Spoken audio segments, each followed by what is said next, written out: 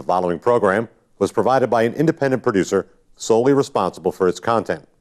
The opinions expressed do not necessarily represent the views of this station, its staff, board of directors, or underwriters.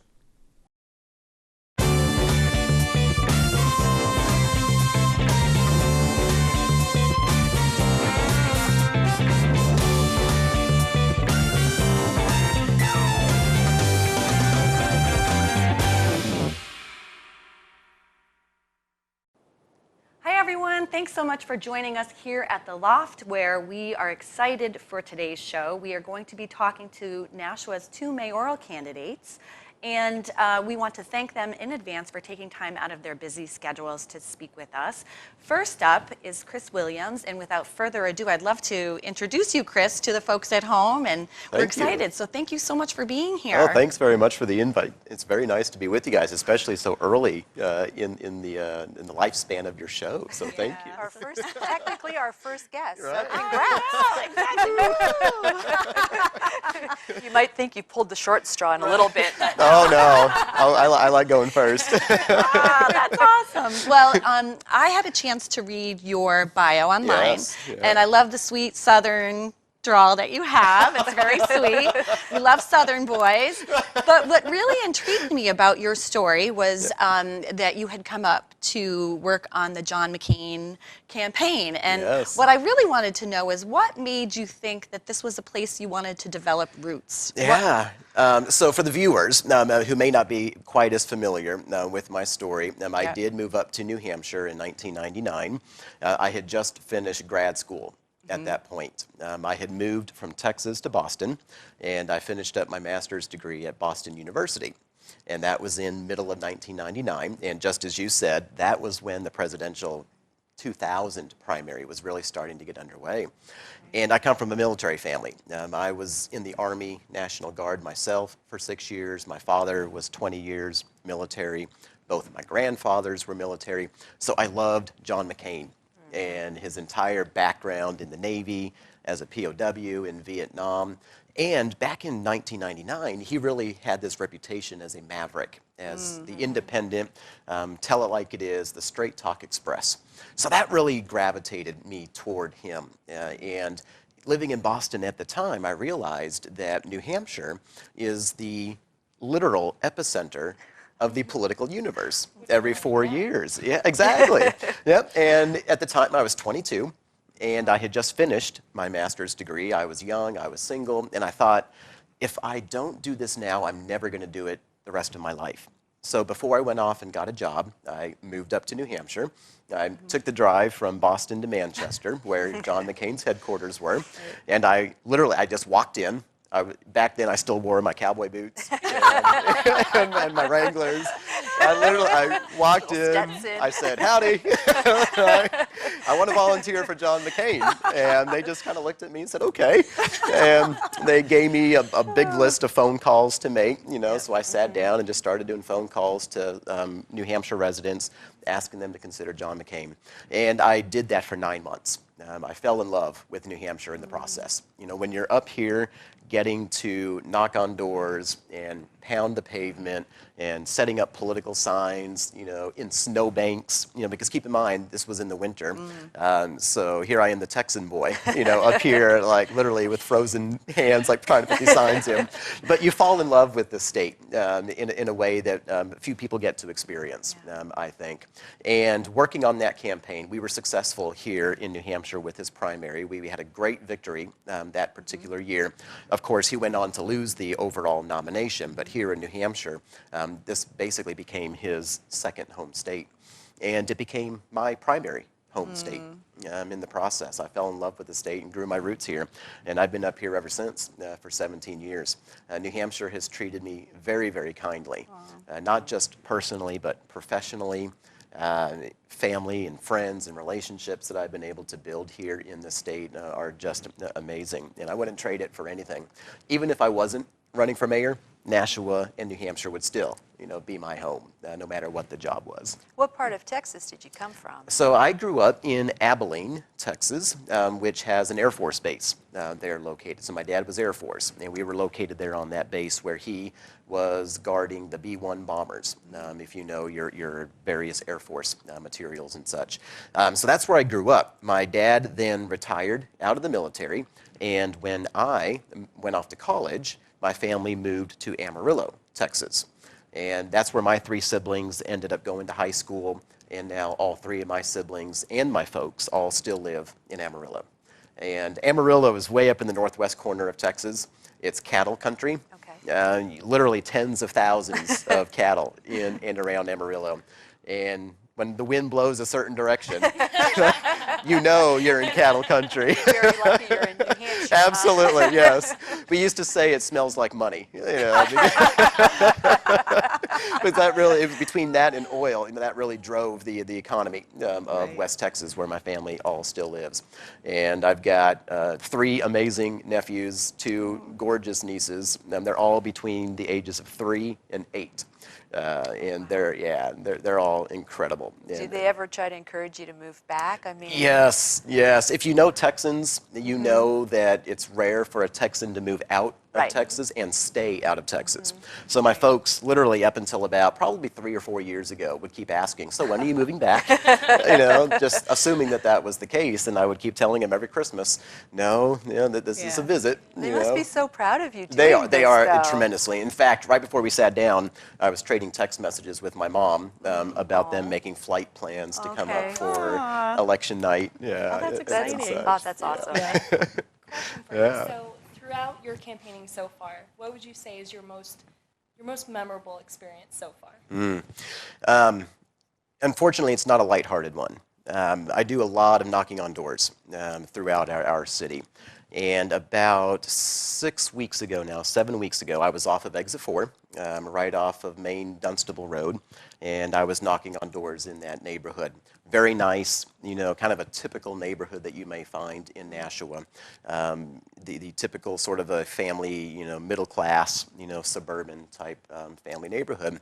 And I knocked on this door. The outer door was open, so I could actually see into the kitchen where the woman was on her phone, and she looked at me, looked out her door, and just sort of gave me a signal of like, "Can you come back in 5 minutes?" So I said, "No problem at all. I don't want to interrupt someone's phone call." I came back about 30 minutes later after knocking on other doors, and she was off the phone at the time. And I could tell she wasn't in a real upbeat sort of mood, but she still came to the door and told me that she had been on the phone with her grandson, whose best friend had just overdosed on heroin that weekend and had passed away from it. And here I am, there at her doorstep, and I'm the first person that she has seen since that phone call just half an hour ago. And in that sort of raw moment, in life, where your grandson has just told you, about his best friend overdosing that weekend and dying, and the grandson has questions that she can't answer, and is angry and is hurt, and she, is hurt, in the same experience, where she can't do anything for her grandson, and she knew the friend. We sat there for 25 minutes, just talking about how ubiquitous this epidemic of heroin abuse has become. If it can affect someone like this woman, again, someone that you would look at, you would never think in a million years, oh, she's ever had to deal with in her family the issue of heroin abuse, and to know that that's not the case. This impacts everyone in every walk of life, in every neighborhood in our city. And that was actually one of the questions I was going to ask you, because it is very concerning to me that New Hampshire ranks as high as it does on the national scale for heroin use. So what are the options that we can do to change that? Yeah, this is an issue that's impacting the entire country, just like you said. And here in New England, it's particularly bad. There is no single community that can eradicate this on its own. That being said, I think there are absolutely some programs that we can be improving upon and better supporting that are already in existence here in Nashua. And then what I really want to do also is supplement those existing programs with other community programs that I have found throughout New England that seem to be having some very good positive effects in those communities. Look at those best practices and see if we can modify them to bring them here. In terms of currently existing programs, one that I'm really excited about here in Nashua that's already seeing some success is what's called the drug court program. We have a drug court here in Nashua. It's been in existence now for a little over a year, I believe. If you are brought into the court system for a drug-related crime, and if you don't have an exceptionally heinous record already, you can ask to be put into the drug court program. And if you're accepted into it, if the judge approves you for it, you can go through this multi-week program that has different phases built into it. And you start at phase 1 at the very base level, where you try and get yourself just to get sober. Just get off the initial use of drugs. And then once you get through phase 1, they graduate you to phase 2. And phase 2 is meant to help kind of further move you down that track toward getting your life back in order. And then there's phase 3, and then finally you get to graduate out of this program. Each Monday, you have to go in to the Superior Court downtown on Spring Street and report to Judge Coburn. And you stand before her, and she looks at the list of activities that you were given during the previous week that you had to check off, almost like homework assignments. She looks at the community work that you had to do. Did you go to your AA meetings like you were supposed to? Did you pass your random drug tests that you have to submit yourself to in the previous week? And if you're doing really well, you get a little treat, a little incentive. And it's sort of a cheesy thing, like a $5 gift card to Dunkin' Donuts, But the point of it isn't to get the incentive. The point of it is to show that you are demonstrating progress and you're moving down the road toward recovery. I went to one of these drug court sessions myself just to see, how is it going and what is it like? And I watched 22 people go through this drug court program, and one at a time for 10 minutes each get up there in front of the judge. And some of them went from phase 1 to phase 2. A couple went from phase 2 to phase 3. There were 3 of them that did not pass their homework assignments, and she put handcuffs on them, put them right into jail right on the spot. So it has great incentives, but it also has consequences to it. You have to make a real commitment to it. That sort of a program is incredible. Not every county in the state has it, but we're lucky to have it here in Nashua. And as mayor, I want to bring the business community to bear in terms of bringing more resources and incentives in and helping the graduates of that program get a job. Because it's not just enough to get yourself clean. If you don't have a steady source of income, then you're going to find yourself in a bad situation again. And the whole point of this program is to get you back on your feet, get you away from those friends and influencers that perhaps got you into that situation in the first place. So if we can get them a job, get them a good place to live away from those friends that got them into a bad spot, then we're able to make a dent in this problem. In terms of best practices, there's a really neat one down in Gloucester, Mass, called the Angel program. And the police chief of that town actually came up with the program and put it in place. In that program, if you are an addict in Gloucester, you can show up at the police department with drug paraphernalia in your possession. They won't arrest you as long as you're there because you want to get better. They'll confiscate the materials from you, and then they'll call one of a number of community volunteers, people like us, who are angels. And those angels will show up, take that person from the police headquarters and take them to a local treatment center and put them right in to a local program. So you're not doing it alone right from the Exactly. get-go. Exactly. Wow. And what I like about that program so much is that it helps to remove the stigma that is attached to drug addiction right now. I think a lot of people think, oh, if you're an addict, then we don't want to talk to you, we don't want to mess with you, and we should arrest you and throw you in jail. Well, our justice system is simply not equipped to handle everyone who is addicted. And I don't think there's one person in this city who ever woke up one morning and decided they wanted to throw their life away and that they wanted to become an addict. So I want to bring programs like that into Nashua where we can help to remove that stigma and get people genuine help, get them to resources that they probably don't even know exist, rather than just trying to arrest ourselves out of the problem. Well, Now, one of the ways to do that too would be obviously money. Yes. Yeah. And what are the plans you're thinking in order to create that? Yeah. So a program like that actually doesn't cost a lot of money because you're using community volunteers who are coming in and volunteering their time to serve in that sort of capacity. You're leveraging programs, treatment centers that already exist within the area. And the little money that it does cost, in Gloucester, their local hospital stepped up and provided funding for it from the private sector. And their local hospital did that because they realized if they weren't doing that, then these very same addicts would overdose and end up in their emergency room. Typically, they're uninsured. And that is a significant drain upon the financial resources of that hospital. So the hospital itself found it to be a benefit to them to support this sort of a program because it saves them money in the long run. Now, a program like that, we can't simply just copy and paste it here in Nashua. I've already talked to our police chief here in town about that program. He has some concerns about what the state law would allow him to do or prohibit him from doing in terms of arresting someone if they walk in and have drugs in their possession. Right now, state legislation dictates that he must arrest that person.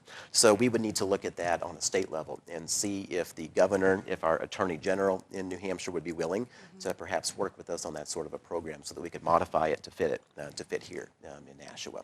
But I think that's the sort of approach we need to take with the city. And as the mayor, I want to be able to better support programs like that drug court because, again, I've seen it for myself, how positive the benefits can be. And then look at best practices. Rather than trying to reinvent the wheel here in Nashua, let's look at some of these other innovative programs that are already in place, already seeing positive benefits, and see if we can modify them to fit Nashua.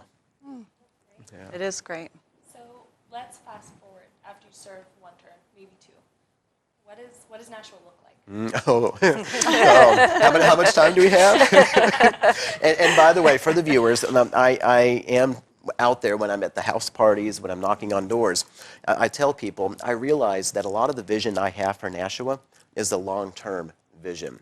And it's going to take me more than 4 years to put a lot of this vision into place. So I am hopeful that people will not just elect me, but will consider re-electing me in 4 years. In 4 years from now, what I hope to do is come back to the voters, almost like a job review, and say, here's what I've accomplished in the first 4 years of my vision that I presented to you 4 years ago. Here's what I have left. Would you re-elect me so that we can continue to execute upon the remainder of the vision? So if I'm successful 8 years from now, here's what Nashua will look like. A few things. Number one, we will have a tremendously energized and reinvigorated mill yard in our downtown that will be home to the premier business and startup incubator in all of northern New England. We will have a nonprofit 501c3 business incubator entity existing in one of our mill buildings with approximately 40,000 square feet, and it will be a house or a home to startup companies, especially those that are in the software field, R&D, engineering type programs and such. The types of startup companies that can benefit from being in Nashua because they're close enough to Boston to have access to the skilled workers that Boston has to offer and all of the financial capital, but yet being here in Nashua, they have a high quality of life and a lower cost of living, as well as cheaper space to be able to run their business out of. Along with that incubator, we will also have more housing units in our mill yard. I'm already talking to the Brady Sullivan Company, who just bought a large mill building on Franklin Street about 2.5 weeks ago, 3 weeks ago now. And we're looking at putting 175 housing units into that building, just in that building alone. Finally, I also want to bring in a higher education partner. Consider what Manchester has done with their mill yard. They have the UNH Manchester campus. They have Southern New Hampshire University in their mill yard. They have the Massachusetts College of Pharmacy. Look at what Lowell has done. They have the UMass Lowell campus in their mill yard. I want to do something similar with ours. I want to look at bringing UNH into our mill yard, specifically the School of Law at UNH. The law school at UNH specializes in intellectual property law, or IP, which is the exact sort of law that a startup company requires. So that's why I wanted to bring that sort of a partnership in. Imagine that sort of an ecosystem in our mill yard. You'll have jobs, people living there, and a higher education partner. All of that starting to really re-energize our mill yard. But that's not all. I also want to put in a new waterfront right in our downtown. You know where the fountain is, right off the bridge on Main Street? That stretch of our river, I feel, is such a huge opportunity for us. And I'd love to put in a performing arts and civic center right on the riverbank, right next to where that fountain is, and be able to bring in more arts and culture into the downtown by doing that as well. Off of Exit 1, behind the Radisson Hotel, I'd like to work with the owner of that site there to bring in more mid-size companies and larger businesses. The mill yard's going to be prime space for small startups. Exit 1 is prime space for mid-size and larger companies. Same with Simon Street, Northeastern Boulevard, Route 101A. These are all zones that I know we can bring in some of those mid-size and larger companies. Culturally and socially, I talked about the heroin epidemic. 8 years from now, drug dealers are going to know that Nashua's closed for business. If they want to sell their drugs, they want to peddle their wares, they're going to have a very, very tough time doing that here in Nashua, because we're going to have a mayor and a police chief who professionally get along and even personally get along and are willing to work together to show these drug dealers that if you want to sell drugs, you're going to be better off doing it in Lowell or Lawrence or Manchester, but not here in Nashua.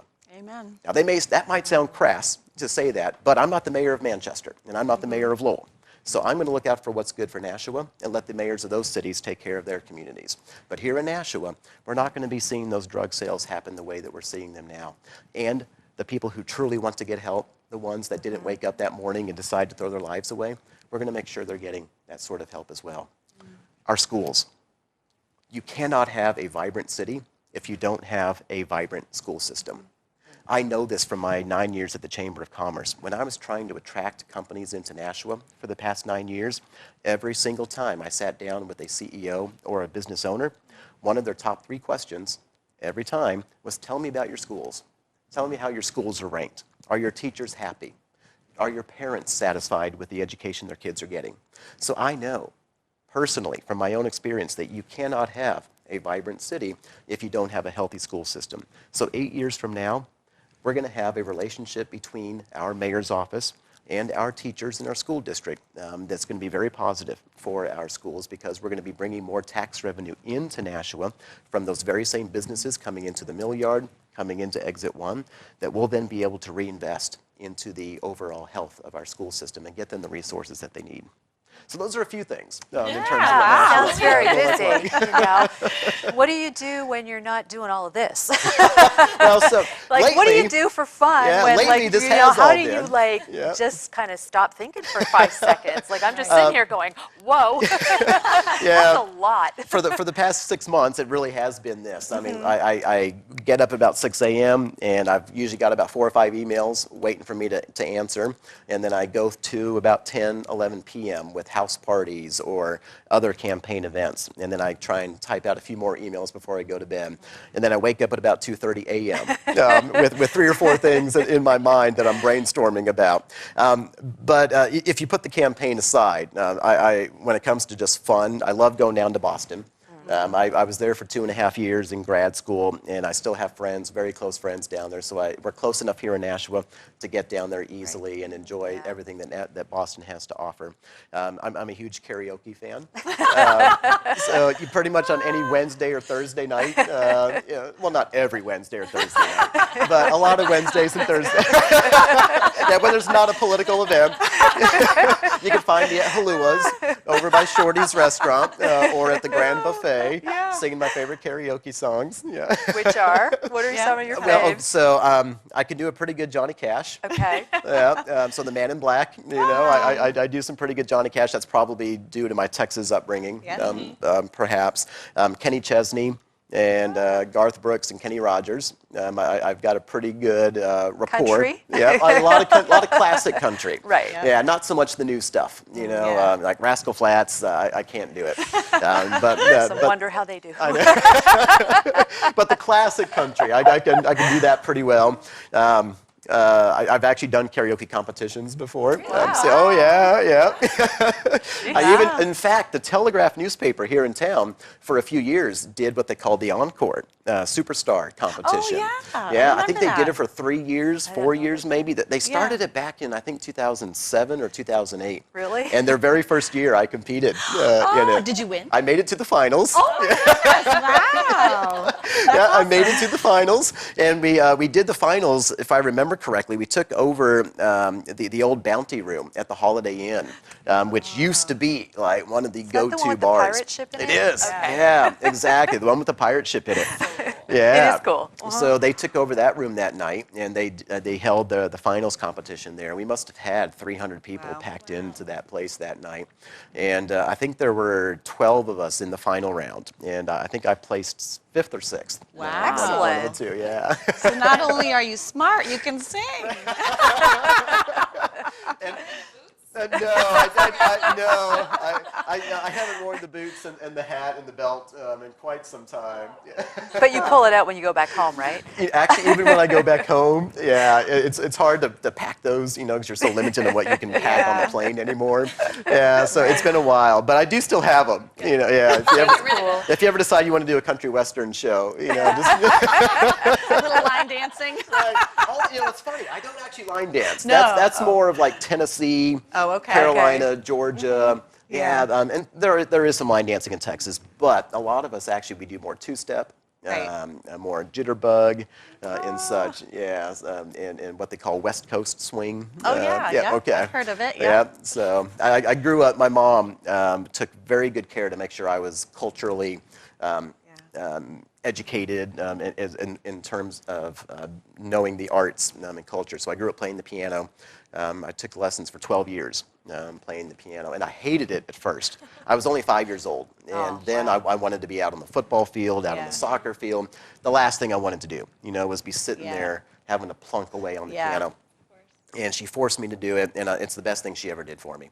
Besides teaching me to read when I was like 4 years old. But yeah, so I grew up playing the piano. I was actually in a jazz band when I was in college, and we traveled all over the southwestern U.S. Doing that. So between that and dancing and karaoke, I'm pretty well covered, and which is probably a large part of why I am such a big fan of the arts today in my adulthood. And I realized the arts are not good just for culture's sake. The arts are important for business purposes as well. If you have a vibrant arts and culture in your city, then you have more commerce happening in your city. You have more people who want to live here and take jobs here as well. So when I talk about this Arts and Civic Center for Nashua, one of the primary reasons I want to do that is because I realize that is an important part of our economic development for the city. Wow. That sounds great. Well, we are closing in on our time here, Yes. and I really appreciate, and I'm sure these ladies do too, you taking the time to come and chat with us Absolutely. for a little bit. This is only your first show, so I hope to come back for yeah. shows 10 to have and 15 you again. and 20. All Maybe right. sing a little. And maybe I'll bring the boots. We'll see. Okay. We'll all wear boots. Absolutely. Maybe your 1 year anniversary. Right, there you go. Excellent. All right. How can viewers learn more about you? Yeah, so if someone wants to learn more about me and my campaign, I have a website. It's movenashuaforward.com. Again, that's movenashuaforward.com. So they can go onto that website and find what my campaign platform is all about, what my background is. For those who are on social media, you can find me on Facebook by the very same phrase, Move Nashua Forward. And if you're on Twitter, you can also find me on there, Move Nashua FWD. Awesome. Thank you so much. Thank you so much. And best of luck November 3rd. Thank That's you. right. November Thank 3rd. November 3rd. Well, we are going to take a quick break, and we will be back with Jim Donchis. Thanks again, Chris. Thank you. Thanks.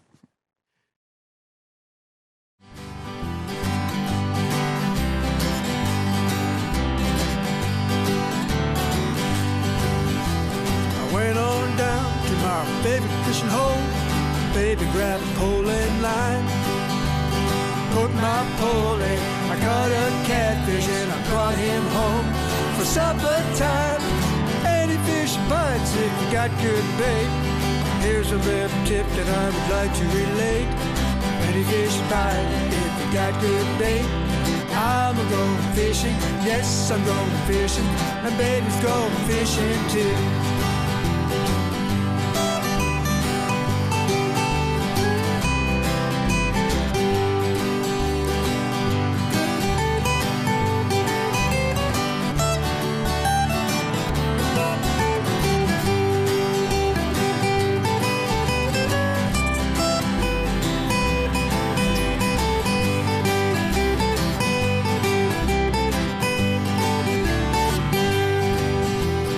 Baby brother about to drive me out of my mind. So can I go fishing with you?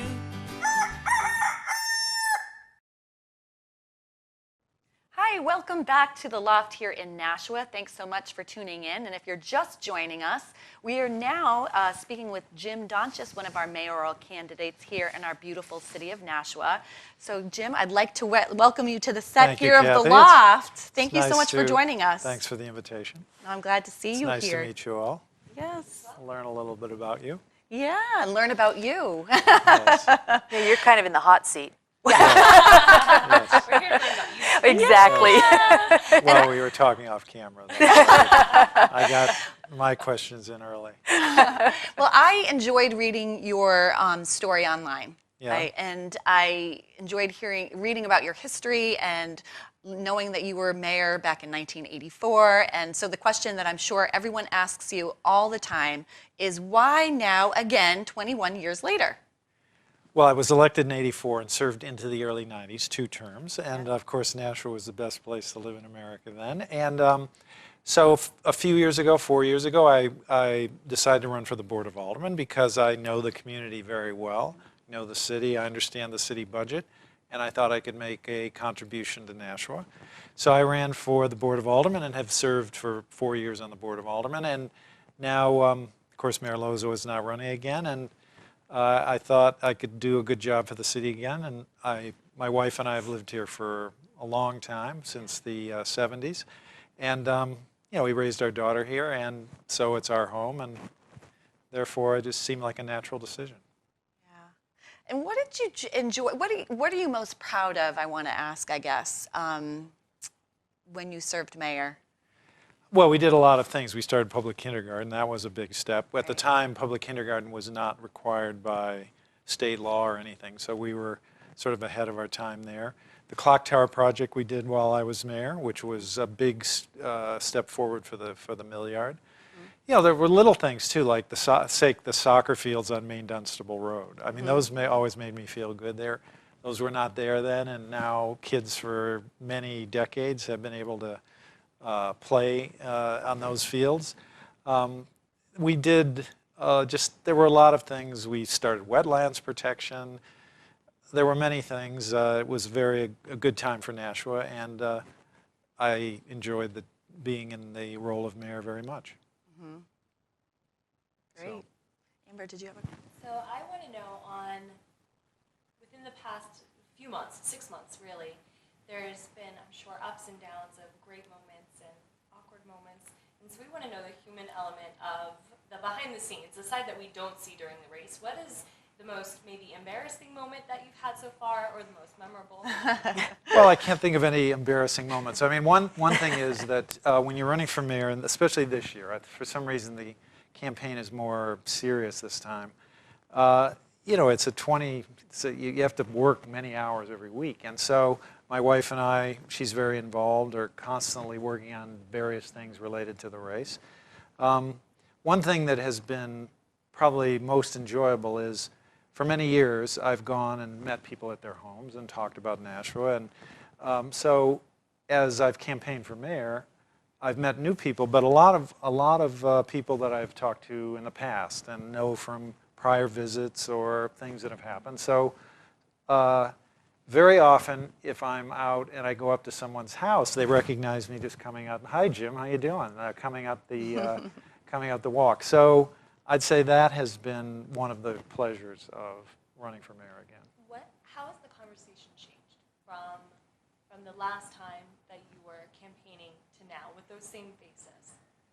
Well, you mean when I was mayor before? Well, the conditions are different now. So at the time, the community was not as built out as it is now. So there were many areas of the city which were undeveloped. And at the same time, the economy was strong. So money, meaning the city budget, was less of an issue, and more in debate, more controversial were various development decisions that the city might or might not make. Are we going to have wetlands protection? What type of rezoning might or might not be approved? So some of the issues are different, and yet, on the other hand, many are the same. Still, how can we spend our money most effectively? How can we have good schools, which I've always considered to be very important? While at the same time, how can we maintain a property tax rate that people can afford? So there are things that are different, but there are also things that are very much the same. Hey, Jim, I have a question. I am a visual person. I'm a bullet point person. And what do I need to know going into that voting booth on Tuesday the 3rd about you? Well, thank you, Kathy. Well, my wife and I have lived in Nashua since the late 70s. We raised our daughter here. I think that's, of course, important. I've been mayor before for 2 terms, and I know the community very well. And I know the city budget, I'm going to say, inside and out. So those are a couple of bullet points. Also, my vision for the city includes good schools. It includes bringing housing and vitality to downtown, helping with our rivers, bringing rail service to Nashua, and managing our money carefully so that we can maintain stability in our property taxes. And so when we talk about schools, I want a little bit more information about how you feel the schools are here in Nashua, what your vision is. Well, we have some really strong aspects to the Nashua schools. First of all, we have great AP programs at the high school, surpassing anything anywhere else in New Hampshire in terms of the number of students who take an AP means advanced placement. These are kids who are in calculus or in history or in a number of subjects are working towards a national proficiency exam, which qualifies them at many places for college credit. So at the high school, we have AP courses that surpass anything in the sense that more kids take them and more kids pass. We have the CTE programs, which is a form of career technical education, really strong at the high school, of 12 different subject areas, completely different, from auto mechanics to biotech to computer networking. I mean, they really run the gamut. Programs for kids who want to get into teaching. So these are really strong aspects that we have. I think our elementary programs are strong, but there are areas where I think we can improve. The middle schools are one area where many communities find some difficulty because, of course, kids are more difficult in their adolescent years. So I think if we focus on building on our strengths at the high schools, making sure we maintain good class sizes at our elementary schools, and working to strengthen our middle schools, I think we can become known again as a community that really has education as a big asset. Right. You know, keeping in the same theme of grades, we score really low on the heroin addiction problem in this state and in Nashua. What are some of the thoughts you have on that as to what you would do to fix that? Well, as you've suggested, Andrea, the problem is across the community in not only Nashua, but New Hampshire, the Northeast, touching all segments of the community. Income categories, people who are professionals are addicted to heroin. And a lot of people get addicted through opioids, prescription drugs, which are either over-prescribed or stolen from someone out of someone's medicine cabinet. So I think we've got to do a few things. Number one, treatment programs need to be available to people for those who get addicted and want to change. Keystone Hall at Harbor Homes out on Amherst Street, Keystone Hall is probably the state's best treatment program, treatment and recovery. We need to work with them to try to expand treatment options. Prevention is also very important in the sense that there's a Nashua Prevention Coalition. Janet Valuc is the director of that, but we need to give them more ability to educate in our schools and also help them educate our adults about how important it is to not leave extra prescription opioid painkillers around the house. I think we need to improve community policing in the tree streets, meaning police officers who either are on bikes or get out of their cars and get to know people around the community so that we can strengthen the resistance of one of our most vulnerable neighborhoods to drug dealing. I think as mayor, I would want, when I was mayor before, we had similar problems in French Hill. Now then it was crack and cocaine as opposed to heroin. Actually not as serious a type of addiction, but still it was a community scourge. And I worked with a priest over in French Hill, Dan St. Laurent, Father Dan St. Laurent, to form a neighborhood organization to talk about community issues, community problems, ranging from the drug dealing to there needs to be a stop sign or this sidewalk needs to be fixed, just any possibility to bring people in the neighborhood together to strengthen the neighborhood fabric. and strengthen resistance to crime and make the whole neighborhood less vulnerable to drug dealing in that case. And we had, I think, very successful results. So were I elected mayor, I would do the same thing now in the Tree Streets. That we have clergy down there and other neighborhood organizations, NeighborWorks, who are very involved. And I think if the City Hall reaches out to that particular neighborhood, we can make it more resistant to the problems of crime and drugs. Finally, I do think we need better coordination at the whole city level. There is no group that gets together to talk. Hospitals, the police department. If you talk to, for example, emergency room physicians, they're seeing all kinds of heroin problems every day. Mm-hmm. People come in, either in an OD state or a whole bunch of other problems. So if we get hospitals, the police department, our health department, and other professionals together just to make sure everybody knows where everybody else is with all this and what's happening, I think just communication will help make the community's anti-heroin efforts more effective. Okay, what are some of the fun things that we could look forward to if you are elected mayor that would be coming into the city? What's some of the things that you would think would be really cool to have? Serious to fun. Well, we want to get to know you. Well, when we used to do a lot of things at City Hall that I think were really fun for people. For example, we had the Choral Society come down during the holiday season and actually do a little concert in City Hall. It was Steve Norris was then the director of the chorus, and his kids and grandkids live in the city still, and so does he. We did a program around Women's History Month where we had prominent women in the community. I remember Judge Delanus, who was then a marital judge, I believe, and other prominent women would come and would read the writings of women authors. And we got a very good audience for that. And it was really, really a lot of fun. I think we could do things on Main Street downtown, maybe on Sundays, certainly an expanded farmers market, which I think would be great. Maybe a summer event similar to the holiday stroll, but do a summer event on Main Street where we could maybe close Main Street for a Sunday and have some really fun activities.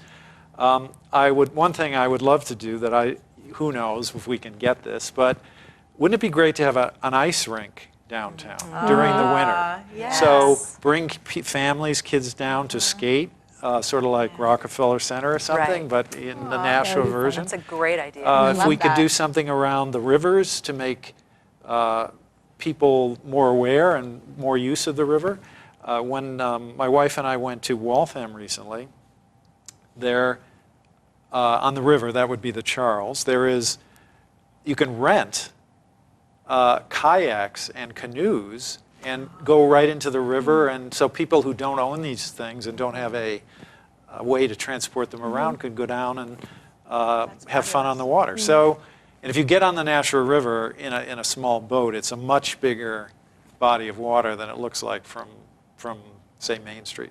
So I think we could make Nashua downtown. I think there are a lot of things we could do to really increase the vitality and the life of our center city. And with downtown, with my generation, our demographic, it's very important to have a very exciting and thriving community, not just to go out and enjoy, the various restaurants and shopping, but also that it's livable, it's walkable, it's inviting, it's warm, it's welcoming. Exactly. And so when we were discussing earlier, and you mentioned, some of the more not so nice neighborhoods around downtown and how that affects people's perception of what downtown really is. So what are some ideas that you have to kind of retransition that perception into a positive one? Well, of course, my daughter, Amber, is in your generation. And so I know very well what I think our younger people are looking for these days. So one thing I believe that would really help downtown is to bring more market rate housing into the downtown area. To bring more people to live there full time. Now our campaign headquarters is on West Pearl Street, and it's really fun to be down there. And if you think about downtown, what's what is a really healthy part of downtown? Railroad Square. We've got Riverwalk and Bonhoeffer's, and coming down Main Street a little bit, the barbecue place, the Peddler's Daughter, Portland Pie. It's a very healthy area of downtown, and it's because there are more people living near Main Street at that end than anywhere else. You've got Clock Tower, you have the North End, you have now Cotton Mill Square. If we could get more downtown housing for people such as yourself or empty nesters who would like to live downtown, we can bring, I'm saying 500 units of downtown housing in the next 4 years, 800 to 1,000 new residents. We can really, I think, add some life, more vitality to downtown, which will help all businesses and will result in even greater changes. Do you have Changes for the good. Do you have any plan on encouraging more businesses to come to Nashua? Definitely. We need to reach out to bring business jobs to the city. Bringing rail service would be a big help there. When I was mayor before, we formed with the chamber something called the Center for Economic Development, which was a public-private partnership which was designed to reach out to businesses in all of the Northeast, and we had some success. At that point, the city did not have an economic development department, which now we do. There's a two-person team that works on economic development. So we can work through them, and I think we can reach out and bring more jobs to the city. I think that's definitely critical. But we need to make Nashua a place where creative, intelligent, ambitious people want to live. So the things that Amber was talking about are important, because if we can bring people in who, of any age, who are interested in, say, starting a business, and they locate here because they like downtown, or they want to live downtown, maybe we should develop an incubator downtown so that people who are living here start businesses, small businesses, which may end up employing 2 people. And maybe we get 25 businesses that employ 2 people, but one of those businesses may grow to something much bigger. So we need to be a place where the entrepreneur, the creative, ambitious person wants to live and will start a business and ultimately succeed. And it's interesting that you say that, because I lived in Boston for 15 years, and what was appealing to me about Nashua was the downtown, because if you are a city person and you're used to that vitality and energy, you want to go to a community where you can feel that same vibrancy. So I think that's really Well, if you think of some of the Boston neighborhoods, I mean, in terms of the ability, the possibility that a neighborhood can undergo a renaissance. Right. Some Boston neighborhoods, say, take the South End. 30, 40 years ago, just total, now the housing is really beautiful, but built in the middle 19th century, around the Civil War, a little bit before. But in 40 years ago, just total slums. No one with any income or anything lived there. It was cold water flats. Everybody was poor. Not that that was their fault, but the neighborhood had declined, and the housing conditions were bad. So over 40 years, the South End has transformed, in part because of the architecture that is there. There have been many, many, many renovations, and now it is probably the most expensive neighborhood in Boston, probably the most active neighborhood in Boston. So we can do that here as well, I think, if we are careful and persistent about trying to make things better. I mean, one thing that I believe would help, which helped in Lowell, which helped in Boston, which helped in Soho in New York, is making sure that artists can live and work in the same space, so that people who are creative come and live downtown. They can work there as well, and those creative people attract others. They create some life. Other people come, and if you talk to the people in Lowell who've been involved in some significant improvements in downtown Lowell, one of the most effective things they did at the beginning was to encourage the creation of a district where artists could live and work in the same space. Right. So what are you looking so forward to in the next, 6 weeks before election? Is it? Well, Is it around we're 6 running, weeks? I think if you, well, you saw the election results, so I think we did well in the election, and it was just because we have a grassroots campaign.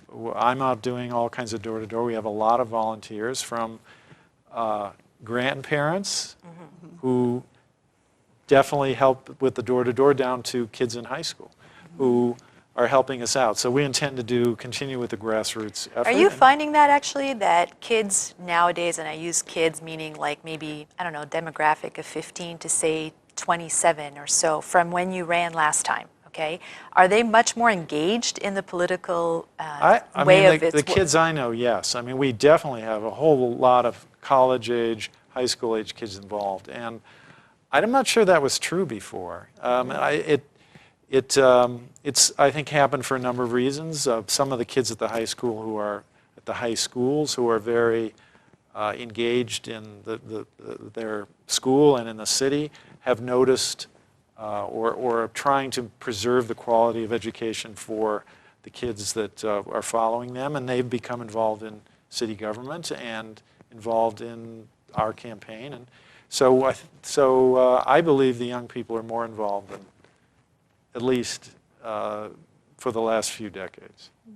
I can associate that to, if we think back to the last 2 presidential elections, there was really this big movement to get the younger voters to really get out there and show them that it matters.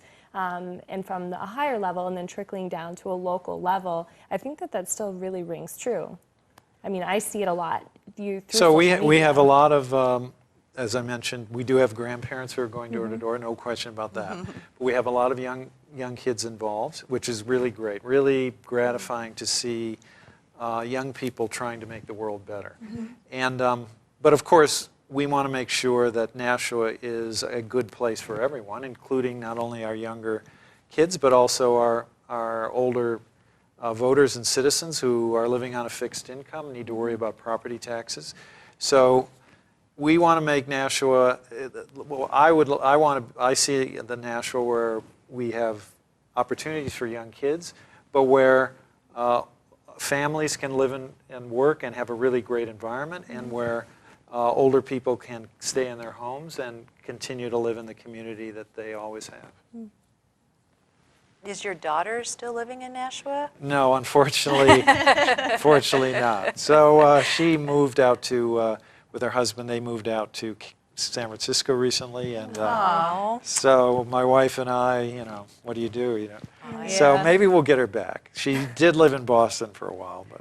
Well, it's interesting. I relocated from South Carolina to here, and I think it's interesting that you're encourage people to come, and it's such a great area, which I agree.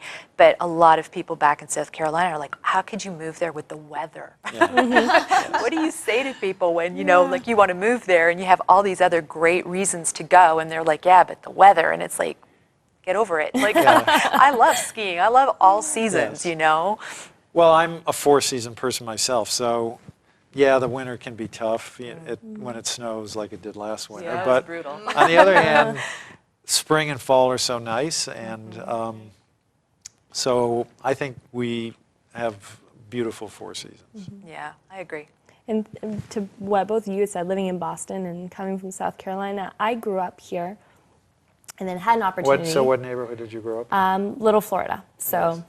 I don't know, was that Ward 4? It's Ward 4, yes. I know Little Florida well, yes. And then had a great opportunity and moved away. I moved to Las Vegas and spent 9 years there. Really? But it was interesting. The entire time anytime anybody asks, why here?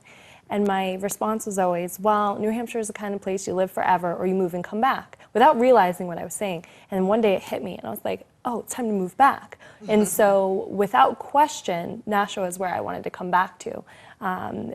For all the purposes that we've discussed, the vibrancy of the city and more so family, and the fact that it's home, no matter what, it's home. And Little Florida is a really, you probably don't live in Little Florida now, but it's a really nice neighborhood because it's very close to downtown, and yet it's very by itself, very isolated, really. I mean, very. You have to go a bridge to get. Yeah, right. So it's a great. I mean, I've known so many people who've lived in Little Florida, but a great place to grow up, I'm sure.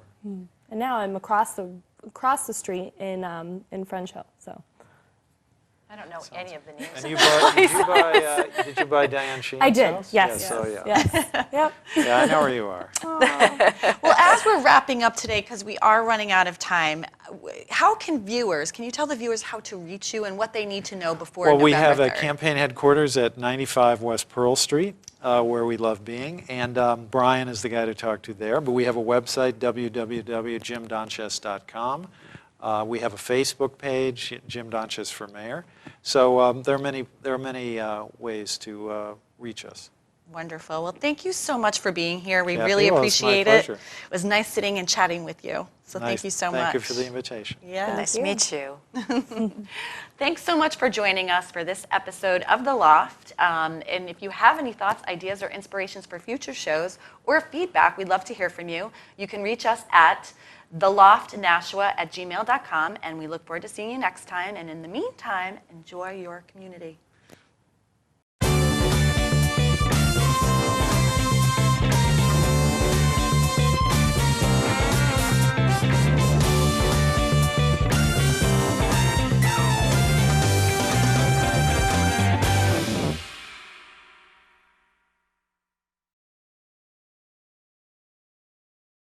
The preceding program was provided by an independent producer solely responsible for its content. The opinions expressed do not necessarily represent the views of this station, its staff, board of directors, or underwriters.